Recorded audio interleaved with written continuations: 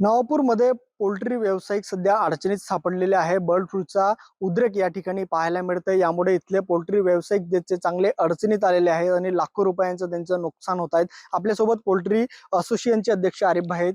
असं नेहमी असतो पोल्ट्रीला मोर्टॅलिटी, पण हा थोडी वेगळी दिसली. मग आम्ही एनिमल हजबंड्री डिपार्टमेंटला आम्ही कॉन्टॅक्ट केला होता की भाई जे मरण आहे ते वाढतं आहे, तो आपण चेक करा. तेव्हा त्यांनी नाशिकची टीम आली होती, त्यांनी चेक केलं.